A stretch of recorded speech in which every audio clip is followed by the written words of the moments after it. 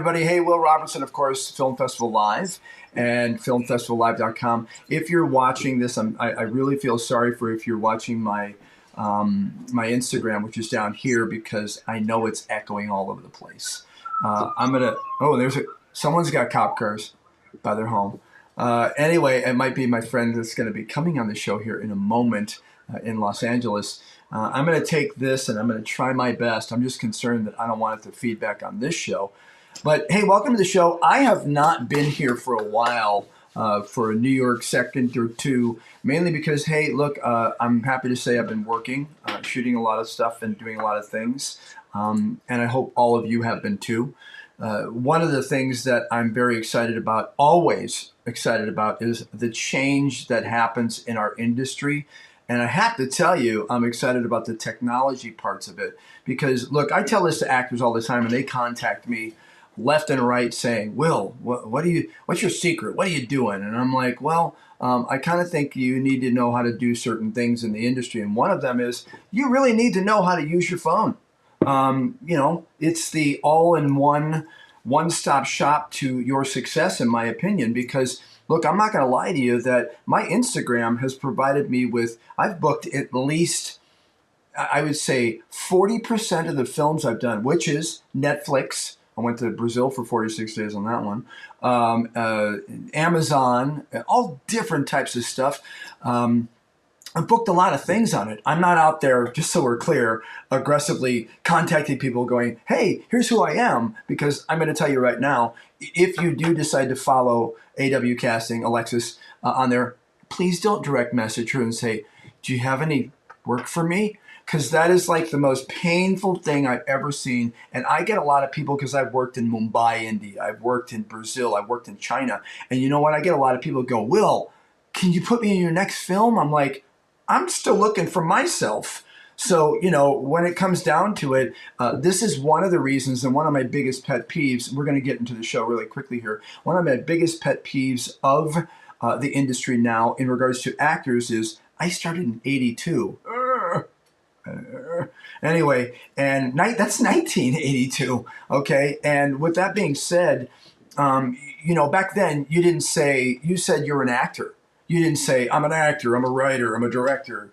Thank you, YouTube, for doing that one. Everybody is everything now, which is cool and wonderful because, again, with your phones, you can produce anything you want. You can do whatever you want. I've done it. I've won film festival awards from some really good film festivals shooting on my iPhone. I think at the time I did a short called Signal that got 20 awards. I got 2 Best Actors, and one of them was the California State, or what is it called? Golden State Film Festival, which is awesome. And these are really great things because, and this is what the conversation is going to be about today, but the reason why I'm mentioning this is that I shot that with Diogo Morgado, who's pretty well known, and when we had a day off from O Matador, The Killer, which the Netflix film I did, and we just kind of freestyled and did it, and we shot it on the phone. Why am I telling you that? Because if you want to be in this industry, you have to do more than sing and dance. You kind of have to be a quadruple threat. You have to know how to shoot it, edit, do it. And if you don't want to do that, that's awesome.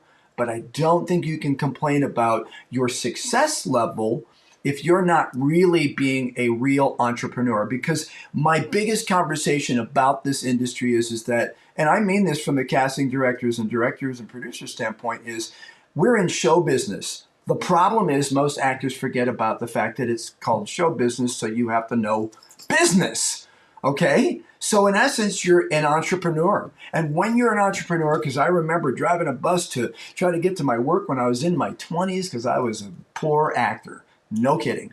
And not much has changed, except for I have a little better success rate at this point. But why I'm telling you this is that if you don't learn all the things in our business, you might as well work at Starbucks because they'll feed you everything you need and egg bites in the morning. By the way, I just got back from New Jersey. I did a show. I'm a professional magician, trick whooper, blah, blah. Did a show in New Jersey, and hello, I thought we were cutting edge here in the West Coast in LA. They offer sriracha in little packages. Wake up, California. Anyway, and it's actually pretty good. And I got some extra package I brought home. I'm so excited.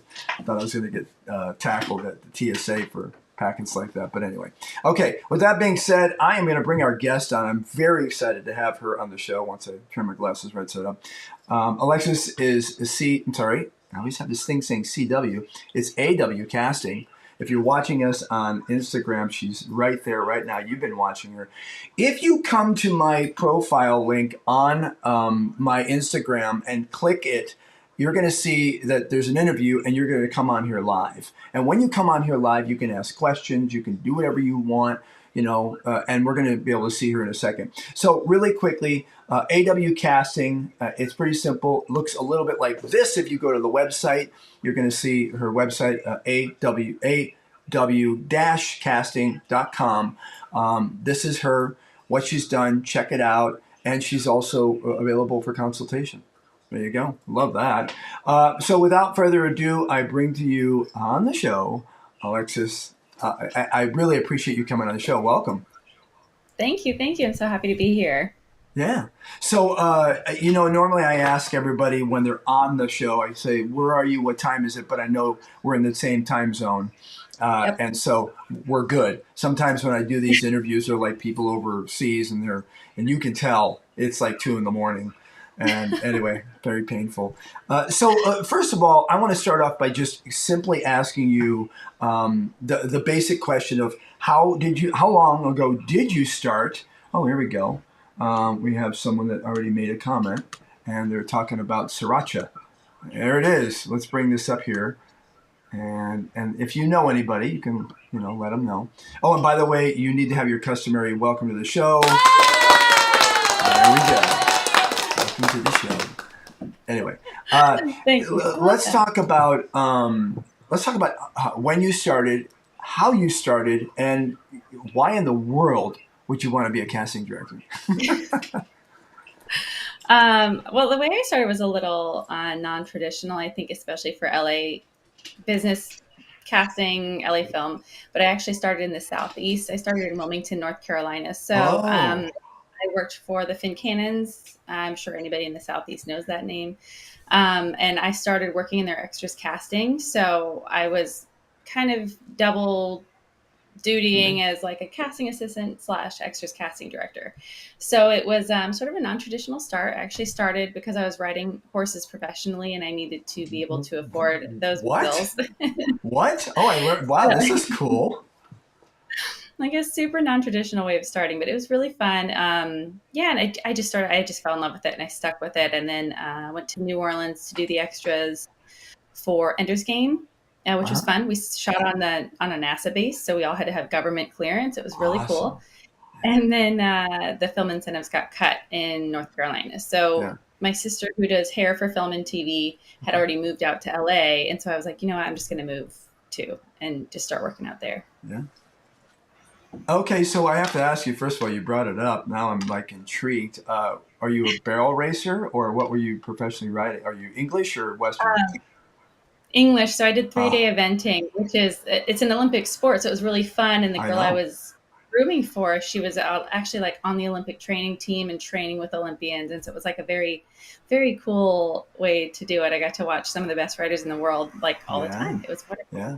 Well, I have to tell you, I still like you even though you said English and not Western. But because as a professional cowboy and doing the rodeo circuit with my act, the trick roping and so on, Yeah. so I meet a lot of great horse people. Matter of fact, in New Jersey. Oh, there we go. I didn't really mean to do that. Anyway, but it deserves an applause. But I always love it when you meet equestrian people because there's just a certain love of animals that you just, if you are dealing with horses, it's just it's an unlike any other world, and It really is. and the community as well. So Oh, absolutely. Yeah, horse people are great. they really are great. So okay, so all right, so you basically you did that. You're at where you were at. Why'd you move to LA? Why I was born out here, so I had some familiarity. I had family out here. I kind of always knew I wanted to end it back out here, especially when my sister and I both got into film. We sort of knew we'd have to come out here eventually. Sure. Um, it's a much smaller community in North Carolina, which I Yeah, loved about it. You know, we had an office on the stages. We ate lunch with cast and crew of One Tree Hill and Eastbound and Down like every day. So it was a much smaller, more tight knit group starting that way, which made yeah, it just so much fun. And then coming out to LA, I was like, well, I want to learn how the LA casting offices work. Because when I worked in the Fincannon's office, you know, they work in local casting. yeah. And so it's just a different style. You don't really work from the very beginning of like the production side of it, where you're attaching cast and getting pre-sale value and doing all these things with Right, packaging and distribution. And I wanted to learn that side of it um, more. And I knew I probably would have to be in LA to do that. right. Okay, so I guess the next question I'm sure everybody's waiting to hear is: have you ever been an actor? No, no, Okay. I never was. I never wanted to be. I did study theater in high school and a little bit in college. And my sister and I played strippers in the last season of One Tree Hill as a joke, Okay. as just like a funny thing, Wow. which was actually really fun because we were friends with Stephen Coletti and with Tyler Hilton. And so these were guys we had known for a couple of years at this point. So it was just like this like fun thing we did. I That's loved really it. cool. It was a blast. I mean, we were like not actually stripping. We were playing strippers that the guys kept going to Sure. avoid their problems. So Right, it was right, just right. like these funny things that we did. But yeah, that's my only acting experience. So I went That's in cool. full on, just Yeah, playing a I stripper. gotcha. Hey, if you're watching on Instagram, I know I see people going, "Oh, the sound." I recommend that you go. I probably should see if I can quickly pin. I don't know if I can or not, but I want you all to know that you probably want to go. How do you pin? I forgot. I haven't done this in a long time. Let's I see. know. I You wish want to you could go. completely mute the phones, but you can't when you're on live. No, you really can't. Yeah, I'm trying to figure out how you folks can see. Let's see. No questions yet. No, I can't do that. I'm just trying to see if there's a way. Turn off. I might be able to change this to output in my Yeah, ears. Let's I'm see if just that trying to helps. figure out, folks. Really, if you want to see the real interview, you need to click my profile link and hit the bio link. And here we go. What separates a good act? Okay, well, there is already a question. That's awesome. So, yeah, I'm trying to figure out how to get you all a pinned. So just go to my bio. Go to my bio link to see. I think you fixed it way better. Oh, it's I because I'm not really, yeah. See, live stream. I think it's because I'm putting the phone over here because I don't want to hear it. Wait, can I pin Oh yeah, I put your that? Pin. I the pinned output that. into my headphones, so it shouldn't be playing out where the Oh, okay. There you pick it up. go. So let's try that. Anyway, Hopefully okay. that's better, So guys. yeah, let's get down to the real question at hand. I mean, I do want to talk about, of course, marketing for actors and all these other things because you've been doing this long enough that you probably have experienced every way, shape, and form actor and how they approach you and how they deal with you and so on. So, but let's talk a little bit about this. I'm going to bring the intro into about self taping. So I have to tell you that. I live in a place called Temecula, California, and Temecula is Oh, I have actually. family up there too. Oh, do you? Oh, awesome! I Every time I do. say that, every time I'm on a set, I go. They go, "Where are you from?" Will I'm like, I live in Temecula. They go, oh, "I have someone in." Okay, great. It's a We really love beautiful them. place. And when I came from Vegas because I worked for Cirque du Soleil for 4 years, and when we came here, my wife said, "We're going to get the kids a good education," and she did the research and found out that Temecula is like really good. And in addition, she said, "I don't want to move to LA." So okay, cool. So I drive 2.5 hours one way. And if I Yeah. come back after 2 o'clock, it's 3.5, sometimes Oh 4. yeah. Oh So yeah. Rush hour is insane. it's insane. So here's the thing. The thing is that, before COVID, I have a 2020 Corolla and it now has 62,000 miles on it. And I have to say, thank God for COVID, because if it didn't, I'd have 162. I was going 4 or 5 times a week sometimes to go in what I call Dance Monkey Dance, which is basically you go in, they go, "Hey, Will." I go, "Hey there." Here we go. All right, bye bye, Will. Yep.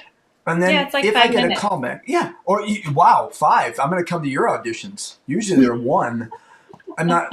Maybe that means I'm not doing a good job. Anyway, but then if you got to come back for a callback or whatever, Hmm. a producer, all that stuff, you got to come back. And the fact Yeah. is, if you're a business person, the ROI, return on investment, for actors to go there, I have talked to many actors that go, I have to lie to my boss. I had, before I was 20, I had literally 30 jobs. People go, wow, you must have been a horrible employee. I went, no, they'd say, because I spent 35 years in theater, they go, uh, will you work tomorrow? I'm like, oh, I can't. You can't. I got a rehearsal. They go, it's either the rehearsal or us. And I'm like, not a tough decision. Bye bye. Yeah. But Yeah. that is our world because we can't, depends on where you live. Now COVID happens. It's allowed us to be able to reach outside of our areas, which I already market Hmm. anyway, obviously.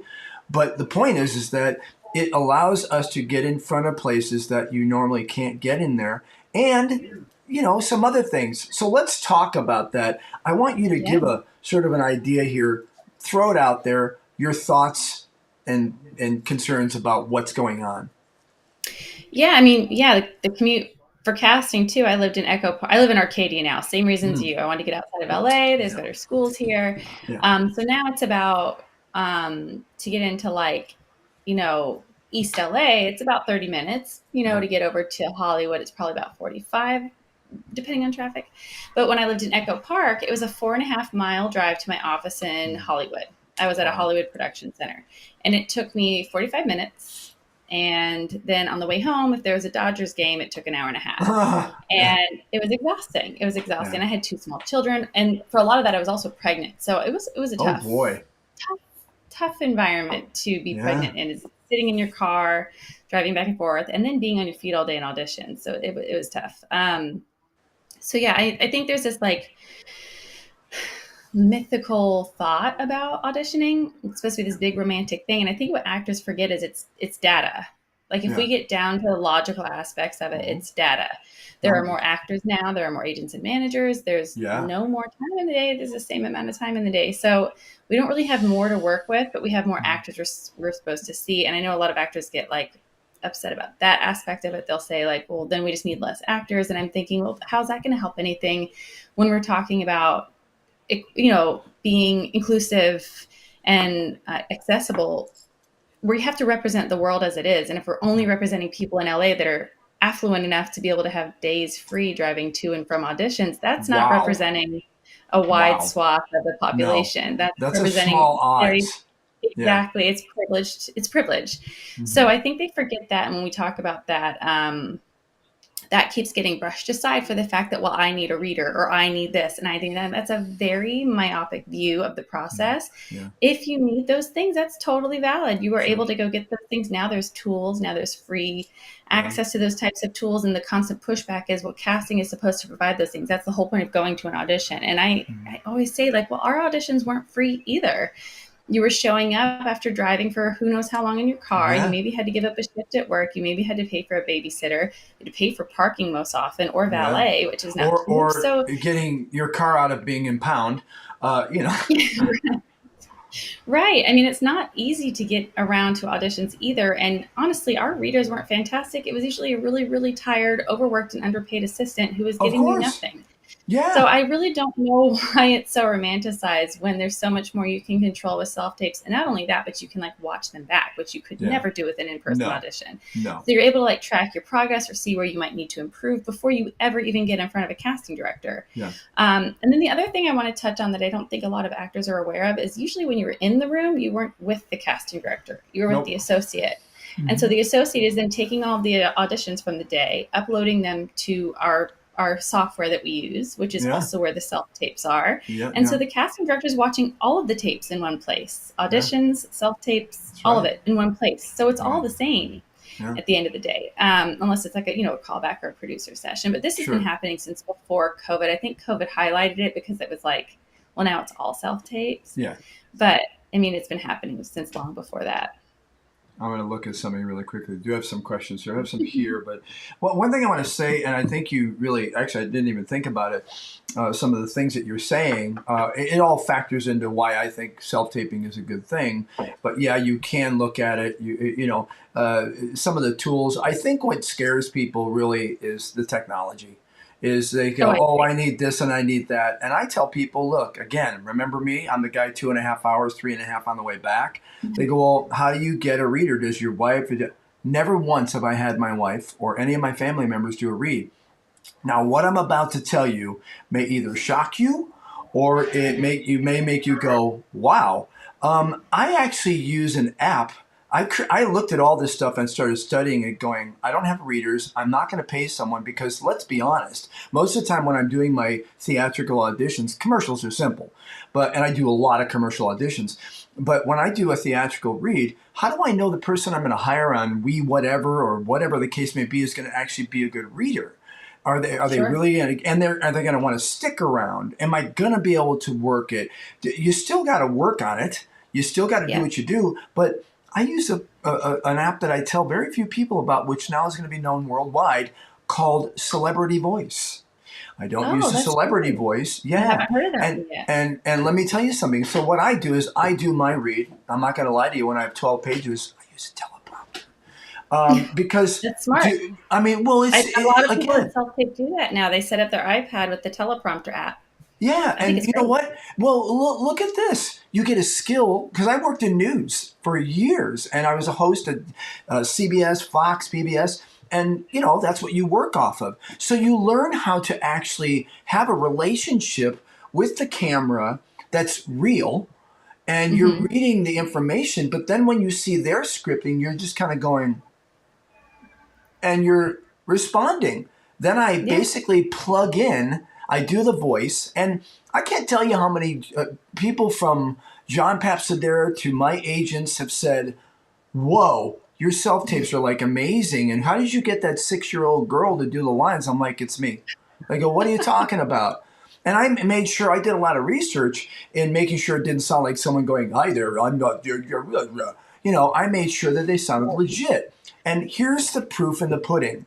Last year, I auditioned for John Papsadera with a self tape, and I hope he doesn't hear this. He might go, whoa, what? And I used the same method as I do, and I booked Oppenheimer. So I'm in Oppenheimer as General George C. Marshall. And the fact of the matter is that, and in that room, Cillian Murphy, Matthew Modine here, Matthew Remar, Matthew Modine, uh, what's his name, Matt Damon, and a host of other Hmm. people off of a self tape in my home. And I'm Yeah. here to tell you that would I have had that chance if I had to go all the way to LA? I don't know. I mean, I get called by Mhm. John, but it's just the fact of the matter is I think people are scared of the technology. And they're Well, and it's thinking, I can't do it. I'm old. I'm 58. right. So I think that is one of the barriers that people are putting on themselves because let's be honest, it's not that hard. It's a one-time setup, and once you have your whole thing figured out, you just do that every Yeah. time. So 250 here's bucks the thing. maybe. I don't want, and the reason I am so passionate about self tapes is because it is the answer to opening the door and making this more accessible to Yeah. more people. Yeah. Beyond that, and we also talk about the ableism required to be able to drive to auditions too. Like we don't even touch on that generally. Nah. But the truth is, like in any industry, there's going to be change that you need to keep up with. And if we Yeah. keep fighting that, we're only holding every industry back, including our own. So we do need to embrace technology and move forward. But another thing that actors always push back on is they think they need to be in the room to build a relationship with casting. And I always tell people that is an actor thing that has never come Yeah. from a casting director No. because when we are in the room, we are exhausted, we Mm-hmm. are stressed out, we're running behind, we probably haven't eaten, we probably haven't even had time to run to the bathroom, we Yeah. have work piling up that we can't get to, Yeah. including emails from your agents that are asking us questions, So Yes. there's just a lot that I don't think actors understand about the process. And they have this romantic view of like, I'm going to meet this casting director. They're going to fall in love with me and they're going to hire me for everything. And that's just not the way it goes. It The isn't. better way to meet casting directors is on audition basis so that we're meeting you in that moment where you're most appropriate for a role or not. But even if you're not right for the role, if you're giving me a good audition, I'm going to remember you. And Yeah, that's you're on how I their build up radar. Yeah. relationships. Hmm. Yeah. And let me And I just can do that on interject. tape or in person. I don't know Yeah, why they and think it has to be in person. well, I mean, I get it because usually you don't go to a bar or a club to if you go there to meet people, you can't do that at home. That's just called drinking at home. But I get it. But this is not the same thing, and that is a misconception that actors. But then again, I would say 90% of the actors I know have a misconception that everybody's going to see me and go, "You're the next Brad Pitt." Oh, Maybe you sure. are, but there are so many factors involved that it isn't just that you look like or you sound like. And by the way, they don't really want you to be like Brad Pitt. They want you to be you and be Right. and stop acting. That's my biggest tip I tell people. Stop acting. And the other thing is that's really really important about what you said is that earlier you have to, as a casting director, when you're self-taping, send them, your assumption is they're going to look at your stuff because you're submitted, you got in on Hmm. time, actors access, whatever it happens to be, and they're going to look at it. Now, if you're Yeah. sitting there in a room with a casting associate or whatever, and with all due respect, I've had maybe one person that was actually a decent reader. But in this case, when I do it, I can do my own read based upon what I Hmm. did, and it'll match up, and I know the dynamics, and I know what I want to do, and so on. So, in reality, one of the biggest problems when I was a young actor is that I would have directors say, theater, they'd say, "Oh my God, you're like amazing, you're very funny." But dude, you're kind of like high maintenance. Get your lines down and stop thinking because I used to think people go, "Oh, you want to be stage manager too?" I'm like, "Are you joking? I'm an actor. I'm an actor." And the problem with that concept that actors have a lot of that problem with is that they go, "Oh, I'm just an actor. I don't do those things." Is that you're not learning a full view of the process and the Right. understanding. The minute you start shooting or doing live streams or holy goodness, how many people spend all their time on Instagram and TikTok? You're shooting anyway. And the fact of the It's matter is, true. you're trying to make it cool and fun and make it people go, "Oh, I like you." What's the hell's the difference between that and producing something that's really your own little story that they may look at, which you got about 3 seconds to do? When they click it, they'll Hmm. go, "Oh, I'm going to keep watching this one." It's like your demo tape. 5 minutes is great. Don't. But Yeah. the point is, it's like marketing. Your odds are so little when you start adding in all these extraneous bullshit, and if you don't do it Absolutely. right. So anyway, there's that. I'm going to look and see why No, I you're agree. saying something. Yeah, I'm going to see if I anybody else is saying. agree. You brought up another good point too. And now I lost track of I'm sorry, I the talk a lot. no, no, that was great. You gave me a lot of good points, and I was thinking on things you were saying. But I think the actors need to trust casting directors when we tell them our process because it's our job, and we're good at that part of our job. I mean, even in person, including self tape, but in person too, we Hmm. know whether or not you're right within 10 seconds. We just Right. that's our job. But the problem is in person, now we've wasted your time and our time because it's not like we can just go, okay, well, they're not right. No harm, no foul. Let's move on. Now Yeah. we're in a room, you've paid for parking, you've driven there. It's a time matter, not to mention how many more auditions actors can now do. You don't just say no to Which is conflicts. You don't awesome. just say no. Exactly. It's more opportunity. The more auditions you do, statistically, the more chances you have at booking. So, my personal opinion is the audition is the goal, Yeah. but I know actors are excited about booking, and honestly, that's how you get paid. So I agree. Yeah, like But that's but with all the due better part. respect, I think one of the problems is that actors don't understand that if you're doing auditions, you're actually working. And Yeah. and the cool thing about it is that look, I have to tell you from when COVID started and we really started getting embracing this. I do obviously a lot of this anyway, but when all this Hmm. happened, man, my audition skills got like dialed in. I knew That's what I exactly what mean. to do. And here's the Yeah. biggest thing, actors. I want to say this out loud. If you want to know the key, because I'm getting a lot of people go, "What's the key to success, you two?" And I'm going to tell you from an actor standpoint, you want to know what the key to success is? Confidence. It's all confidence. Absolutely. I know how good I am. Do you know why I know how good I am? And do you know why I have all these different skills? Because I learned a long time ago, again, like in business, that if you only wash the dishes, there's a good chance that you're not going to get a chance to drink the champagne.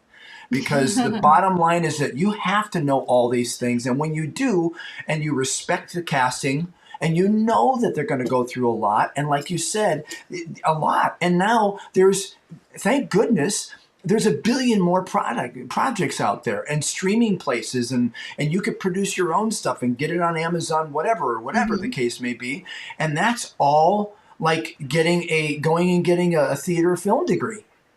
You just and the only thing I will tell you is that you have to learn how to do really good self-evaluation. You have to be realistic and watch it and go, dude, that was a horrible read. I just sound so fake, or maybe I should try this and that. It's what we should be doing anyway. Absolutely. You don't get that if you walk in a room. I mean, you might get and casting's not going to tell you that. They're not going to go into that much detail. They're just not. Unless they're there and they just like really like you, but I'm trying to dig that out in person. No, I mean you just can't, because they're not sitting there going, "Oh, hey, when you're done, Will, would you like to sit around and chat?" No. I mean, that's the thing too. Is I think actors, it's a very honest process, and it is your own process. And if you can sit there and rewatch self tapes, you can notice your own habits or whatever that you have and say, "Oh man, I was stiff there," or "It looked like I was saying lines I had memorized. It didn't look like I was playing a real person saying words. It looked like I was acting." Like you said, you don't want to look like you're acting. You want to look like these are things that you're doing of your own volition. And the other thing I think actors forget, and this is honestly more for co-star roles, because for guest stars and above, we're usually planning on working a little bit more, either through a callback process or something. I know what you're going to say, and I love it. Go ahead. But the co-star level, it's usually a scene or two. It's usually just a couple lines. We're expecting to pluck you from that audition and put you on set.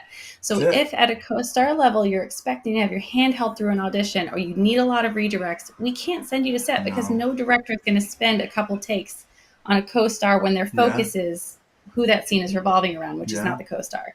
Right. So I think that actors need to remember that too. And that has nothing to do with you personally. It has nothing to do with co-stars are seen as like this. It's like, no, guys, in every other industry, you don't go straight to CEO. No. You have to learn the steps. You need time on set. You need time in other roles, so that you're learning the process, becoming more confident as an actor, and knowing what you do when you show up to set. Because Alexis, no, you're right. And Alexis, this is exactly why I have to tell you, I said the word confidence. It's not just for me. It's mainly for you.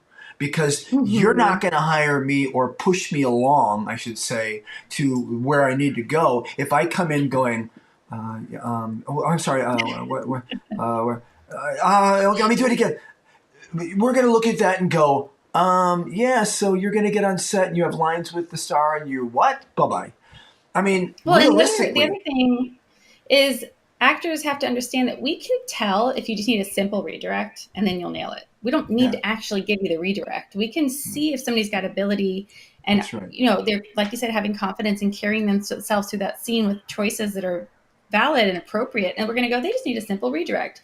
Yeah, they're great. And a producer and director is going to do the same thing. They're going to look at the tape and go, "Oh yeah, they're right on. That's an easy direct on set. We can try a couple different things." Well, but if you need the help through the scene, that's a different story. But the other thing is that this is an industry where we come in and you have to know how to act, or you're an actor. That's just the bottom line. We're not coaches. So we're not there to give you acting lessons, okay? And you know what? That's why people look at that's why they look at demo reels. That's why they look at resumes. That's why they look at these things, because when you are invited into a room, they go, "Oh, we already know you're this type." Let's be honest, we're all typecast. I get cowboy roles, a lot of them, or I get Bond/cop roles. Just what I get. I'm okay with that. Hey, if I could spend the rest of my life being an A-lister and doing one of those categories, I'm okay. But the fact of the matter is that when you bring us in, you've already filled out and checked and qualified us. Now you just have to come in the room, and especially if a co-star, you're moving the story along, okay? And you're not, it's not Shakespeare. Move the story along. Yeah, it's not Shakespeare. Hey, I want to take a small break if you don't mind, and then we'll come back. Sure. And, look, I think I've kept you. You're okay. We're okay. I'm going to take a small break, and when we come back, I will continue with Alexis from AW Casting, aw-casting.com. And look, I'm going to show you something kind of cool right now that I actually love to show actors. I think marketing for actors is extremely difficult because I've done it for so many years, and in most cases, you don't want to go out and try to reach out to casting directors or producers, unless you're me, or someone that's going to try to be clever. This was my clever attempt at doing that and getting, along with doing a show like this, getting in front of people and showing them what I needed to do. I created this a while back just to show people, and I kind of sent it around to some specific casting directors that I had worked with, because you never want to be infringing on their time and their space, and you just move along. And here's what it looks like. Hey, thanks for clicking the banner. Now, I know you're dying to know what it is that makes a successful casting office or director or production. And the answer is actors. See, you can have a great script, great casting director, a director, producer, but here's the problem. You always need good actors. To be or not to be. But let's face it, there's way too many of us. And we can't market to you, which is odd considering that they call it show business, and that means that there's business in the show. We can't call you. We can't send you an email. We just submit to the breakdowns like the other 4,800 that submitted to you on that casting call, with no action-packed pitch letter, sales letter, and all we do is stand in line and remain quiet. Let's be honest. Lines are for Starbucks, not for careers. If I still have your attention, I want you to watch this next 46-second video. Now don't go away, because there's a quiz after this.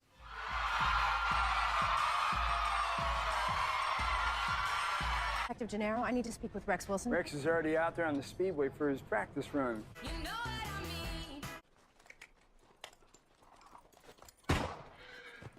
Now let me see your shotgun. Here, cool it down. Just like your old man, huh? Is there a problem, soldier? I'm asking you a question, Lieutenant. Running in clown shoes. This is gonna be fun. Time! What if they need more time?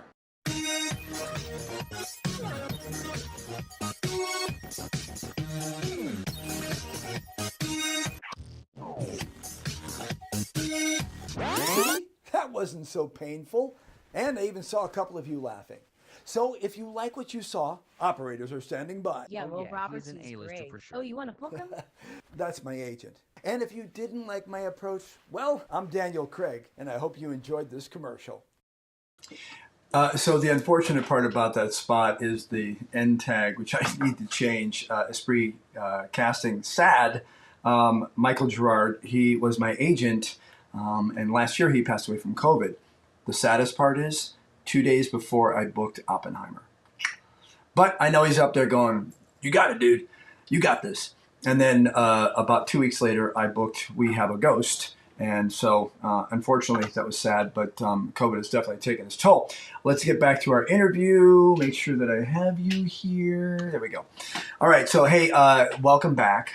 I want to ask you, one of the things I'm seeing a lot of as well is that there are alternatives, and there are capitalists and people who have created these self-tape places, and they're good for people who don't either have the technology, don't want the technology, but pros and cons. I mean, I think that's one of the other reasons why people are complaining. Oh, by the way, again, we're talking to Alexis. She is AW Casting, aw-casting.com. Go there, check out her site. And your Instagram is AW Casting, AW-casting. You're such a branding monster. Underscore casting. Underscore. Oh, okay. Instagram. Sorry about that. You got it right on We'll put that everywhere. Oh, I did. Look at that. That's the beauty of copy and paste. So, there are a lot of those popping up everywhere, and there's the Wii auditions and stuff like that. And, I get it if that's what you can't do, but I still have to say that I'm pretty a staunch believer that you really should know how to use your iPhone and a simple ring light to be able to accomplish things. And I don't care if you live in a U-Haul storage bin or a mansion. You should have somewhat of a wall and to be able to put something up and be able to make it happen. What are your thoughts about places like this? I mean, they're offering a service that is valid. I think casting offices offering that is a little bit of a gray area for me personally. I wouldn't. I'm sorry. Did you just say casting offices are offering that service? Yes, and not for their own material, and they're not letting anybody do their own material there. But the other side of that coin is that there's casting directors now that aren't being paid for their office space, and some bigger Yeah. casting directors will pay for office space out of their own Yeah. income. Of course. For most casting directors like me, we only get offices when production's paying for it. Of course. For these offices that have office space is not being utilized, they have all this equipment just sitting there. I mean, they're renting out rooms basically. Yeah, but TVs. that's kind of, I mean, that is kind of an issue, and I'll be the one that says this, but that's kind of an issue because, and I'm not going to mention Scott David and Paola, but I'm just saying that if someone says, look, I'm going to this person's thing because they're going to cast me, first of all, that's bullshit. Okay, and if they do, then that's an issue. Because look, we're all trying to be an Alec Baldwin family member or a whoever's got 12 family members and run the line of being that lineage. But the fact of the matter is that it's just I can't, even if they're renting out a space to do that. Don't tell me that an actor isn't going to go there and go, I'm gonna do all my self tapes here. I'm gonna hang out. Right. I'm gonna bring him Starbucks. With sriracha. I mean, seriously, I just don't. I think it seems a little unethical, and I bet that's going to come up in a SAG sort of a union type of thing. Yeah, it will. And the other thing is, like, I have friends that are actors that have self-tape companies, and they offer a fantastic service. They offer the same thing, but it's not crossing that line of inching towards like this pay-to-play mindset, which is where I personally have an issue with it, because it is taking away from actors that are running a small business. Offering a service. And look, it's up to actors whether or not they want to pay for self-tapes. I'm the same as you. Even if you're paying for self-tapes, you should still be able to do your own at home without anybody else helping you. I think it's a valid, because you're paying like sometimes like I've seen $30 to $50. And I had this like ongoing, someone attacked me and said to me, oh, well, you don't get it. And I'm like, oh, I see. You're a self-tape company. Got it. And I go, but with all due respect, I mean, we're actors, so if you can even afford to pay attention as an actor, you're in better shape than 99% of the other actors. Because remember, less than 1% in LA actually make a living off of acting. So the bottom line is that if that's the case, I mean, that much money per audition, and if you're doing, I had sometimes where I was doing, and I'm not bragging, 3 to 4 auditions a week. That's $200. And by the way, it's for nothing, really. It's literally for nothing. And what do you think the in-person cost is when you compare that? It's probably pretty close. So in all honesty, when you're driving and gas and parking and just the time in general. So my point of view is like self-tapes can be cheaper than in-person or anything. So make it that way. You have the power to do that. Now, look, if actors are lucky enough to have that expendable income and they want to go pay for a self-tape service, there are places that offer that. That's absolutely your choice. It is your choice. Telling you have to do that. No, and that's something that should be abundantly clear. And I've seen an awful lot of casting people come out. You were on one the other day. The two young ladies were awesome, and yours is awesome as well. And we do need to speak out. I'm just waiting for the T-shirt and the bumper sticker, because the bottom line is that look at it this way. It's almost like learning basic CPR. You might be in the most unlikely place, and someone may drop to the ground. And you go, "Oh God, I sure feel bad. I might as well film it." Fact it is that as an actor, what if you get called up and your agent, which happens all the time, we need something in an hour. I mean, like my agent, I was in New Jersey. They go, we need something in an hour. I went, don't you know, my managers, I go, don't you know, I bring my stuff with me. And I found a place in the hotel. I moved a lot of furniture, and I shot an audition. I shot 2 auditions in New Jersey in a hotel in a DoubleTree. And the fact of the matter is that if I didn't, that's more odds that I'm checking off on my career that you never, ever know. One of them was an audition for an Adult Swim thing that was $5,000 an episode. Do I want to miss that? Don't think so. No. So, again, I have to say, learn your craft. And if there's a wonderful community in the acting world that does encompass people like you and in people that want to help. And that's why I started Film Festival Live, because there's film festivals. When I started, there wasn't this kind of stuff. You're lucky if you were able to produce something. Now, you can get help from anybody to help you in your career. You just have to be willing and able to learn. Well, and that's the other thing that I always say about casting, and I've been saying for a long time, is that we are very behind the curve as far as technology goes. We're archaic. We're still rooted in these old systems. And a lot of that is rooted in the industry as a whole and the corporateness of it all. And it's, it starts at the studio level always. Yeah. And so it's really up to independent casting directors and people that have the power to make these decisions, to embrace these changes. And then places like We Audition and the Cold Read app and all these places come along. I don't know, my camera's freezing. And you're they a little allow, glitch. But you're okay though. You're better now. but they allow actors to have those tools. So the more we embrace these things, the easier it's going to become, and it's only going to get easier. And I think actors just need to remember that being in the room and getting redirects is not what books you the role. It's an audition. It's a good audition wherever that is. And like you said, you don't have to lose out on opportunities anymore if you're out of town. Like you can still do it. Yeah. And you can audition for stuff that's around the world. I mean, I do all the time. I have a lot of places I go, I'm not telling anybody, that I get that don't cost a lot of money, that shows me every TV and film that's going to be produced in the next year. And, it's not a lot of money. There's a couple places I found. And I can actually put those on my radar. I can get out there. I can look and see them on social media, not contact them. But if someone does see me, they may follow me. And I'm not going to lie to you. 40% of the stuff I booked is that people went, hey, I love your Instagram. You do all this stuff and the guns and the whips. And I'd like you to do me a favor. And many times I've just gotten offers, because I have the everything in line. And your website, people go, should I have a website? Hey, there is no reason, because we don't really work every single day unless you happen to be lucky, that you shouldn't be learning how to do all this. And if you're saying to people, I can't really afford to be an actor because I can't do the website, I can't do this, I can't do that. Wix is awesome. Instagram, TikTok, whatever you do, just don't get all cluttered up with that, but use it to be able to make yourself better. So, especially if you have special skills. Yeah. Like you do. And I always make the joke to people. I go, you know what? In my opinion, nowadays, you're better off putting special skills at the top and the rest of it at the bottom.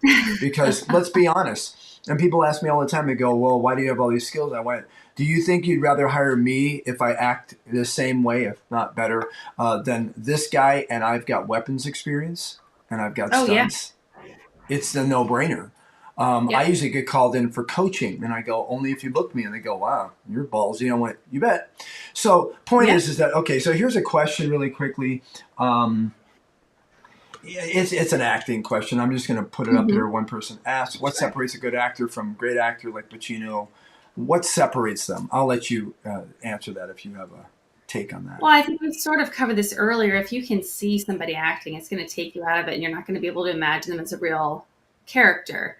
Those are guys that study their craft and practice their craft, and there's stories of them walking around in character before and after a scene just to make sure that their muscles staying loose. They're prepared all the time, and they're doing the work. And I think that's the important thing actors have to remember is even when you're not auditioning or acting or on a job, you should be taking classes and training and participating in your craft in some way, because otherwise how are you going to be ready when that audition comes?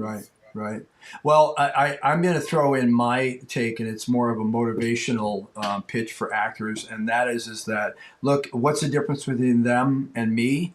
They're working, and they're A-listers, and if you don't believe in yourself, and as you said, if you're not constantly working at something, like I have my skills, and obviously I do a lot of acting stuff, plus I use the self-tapes. Self-tapes are fantastic, because you have to, do both sides of the coin, in my case. And I'm just telling you that don't put yourself, don't put them here and put you here. Don't do it. Put yourself here. Because one thing that I can tell you from my experience, especially recently, is that if you walk into a room with a bunch of A-listers and you're doing a scene and you're going, oh, you're awesome. Can I get your picture? You're done. You're done. Okay? That's not why you're there. You're there to be able to understand that this is your business, your career, your passion, and that you're going to get in this situation where you're not going to be acting. You're just going to kind of being. And, you're going to deliver what they expect you to deliver, and maybe more. And that's how you're going to get to that status. So again, I say it wholeheartedly. Confidence is built by learning as much as you can and knowing as much as you can about yourself. It's not only on my side, but it's on your side too, Alexis, Yep. looking at me and going, I have total confidence that I can cast Will. No question. Yeah, absolutely. Absolutely. And I always tell actors, like, your only job is not the audition or the on-set time. Your job is 40 hours a week of get on IMDb Pro and research filmmakers, producers, writers, directors, upcoming shows, upcoming streamers, changes in streamers and networks, so that you're recognizing these production company names and recognize the creators and the people behind all of these new projects or new streamers or new divisions or whatever. I mean, the trades are easily accessible. IMDb Pro keeps a running homepage of the newest trade stories, so you can keep track of like at least headlines. Yeah. But yeah, that's part of our job. It's part of everybody's job that's in the industry. You should very much be researching your industry and knowing what's going on in it. Right. And with all due respect, the reason why I think what you just said is the golden egg is that there is a reason why I can do this show and talk to anybody. And that's because I know exactly what I'm doing. I know what I'm talking about. And when I don't, here's the key. I listen. I listen. And that's a big part of our job that a lot of actors don't do. They do not listen. So if you're out there right now going, you're not listening. You're not hearing the signs that they're telling you that if you don't get with the program, then you probably want to get a job at Starbucks. Right. And the other thing I will add onto that, like, agreed with all of that. And actors tend to not like to be realistic about where they are in their career. Nobody wants to be called a developmental actor when there's no shame in being a developmental actor. And it's so upsetting because I see a lot of coaches on social media that are touting themselves as being much more than they are. And that's dangerous because what it's creating is it's not giving actors, for one thing, an honest place to start or learn from, but it's also giving them unrealistic expectations about how this industry is supposed to work. And I say it all the time, our industry is very oversaturated, and that's why it's so important for every actor to be doing the work, because if you're not, somebody else is, and it's going to be them getting the job. So you have to know you're a developmental actor, because 99% of actors are. Like you said, there's 1% of actors that are actually making enough money to live off of it in this industry, and it's just the truth. And, that way you can know where you are, so you know how to get to where you want to go. But if you're calling yourself a working actor when you're developmental, people are going to look at you and go, oh, you don't know what you don't know. And that's dangerous. It's horrible. And you know what? You can't walk in, and I'll close out and give this little sort of idea and thought that I'll do. Alexis, I really appreciate you so much coming on. I might have you come on again if you're at all, have time. Yeah, I'd love to. Yeah, because I really do appreciate it. I want to make clear that I don't appreciate it just because you agree with everything I'm saying. I'm very thankful, and as I become older, because I wasn't a great student at all, another day. But the bottom line is that as I become older and I do more different roles that are, either history or whatever, and listen to people in our industry, you start learning that, again, our craft is about business as well as it is about what we love to do. You can't love to do what you do and do it unless you have a place to do it. And you can't do that. It's a catch-22. You gotta get out there. You gotta pound the pavement. You gotta do what you can and make it happen. Last question I want to ask you, a quick one if you don't mind. Best four-letter word in the English language, starts with an F. It's free. Any free advice you can give actors? Or, you know what, I'll just put this out there. Anything that you're extremely passionate about, that you just wake up every day and go, I really want people to know this. Doesn't even have to be in the industry. What would that be, if you don't mind me asking? To listen to the people that are in the positions that you're trying to access. Okay. And that's free. It's on social media. It's on TikTok. It's on the industry trades. But listen to the people that are in a position that you want to get to, because we're telling you the truth and we have no reason to lie. Well, there that is. Alexis, and I really appreciate it. I love your full name, Alexis Allen Winter. Holy moly, you should have been an actor. Oh, thank you. Or a director or something. I feel like it's very monumental. Hey, hang in the studio for a second. I want to say thank you, but I'm going to wrap it up if you don't mind. If I did keep you, Sure. you obviously are. I always tell people, I go, well, it can go from 20 minutes to like 45 minutes. If you're riveting, and it certainly was riveting, and I'm truly honored that you came on the show. Hang tight. I'll be right back. Okay, don't leave me. All right, everybody, that's the show. And, all I can tell you is, as we've said here before, I'm going to give you my pearls of wisdom of being in this business for 42 years. And absolutely, I said that and I got tingles. Waking up every single day. Every single day. I only sleep 4 hours a night, and that's my most creative time. Every single day, my mission is the same. My passion is the same. And there is nothing that's going to stop me. That is the mindset that you need to have. There's no other fucking way of looking at it. Because if you are saying to yourself and you're waking up going, well, it's kind of shitty and I don't know if I can, you're in the wrong industry. Because the odds of you succeeding, I don't care what you want to do, the odds of you succeeding at anything that you want to do and having doubt are substantially lower than if you're walking out there going, let's do this, get her done. Whatever you think, whatever you need to do. If you need to meditate, if you need to think about abundance, if you need to go work at a soup kitchen to help people, I don't give a shit what it is. I'm telling you right now, spend less time on social media, spend more time engaging with people. Here's a big one for everybody that's like 25 and under. I love you, I do. I have 2 kids. I have a 9 and a 12-year-old. Look at people. Listen to people. Use your eyes, use your listening, because they're going to give you the key that you need to validate that you're doing the right thing. And if you're not doing the right thing, find out whatever that passion is. This is the most difficult industry in the world. Can't tell you how many times I sat in my car, by the way, as a professional clown, crying. Very weird scene, watching a clown crying in a car and crying to myself, why not me? Why not me? What's the story? Anyway, bottom line is that you just got to keep going and know that it's going to happen. And again, like they say, most of the time success happens about 5 minutes after you've given up. Don't give up. Do what you need to. Come see us again at the show. Thank you again, Alexis. You're awesome. And we will talk to you all soon. I'm Will Roberts. And this is, of course, Film Festival Live. See you soon.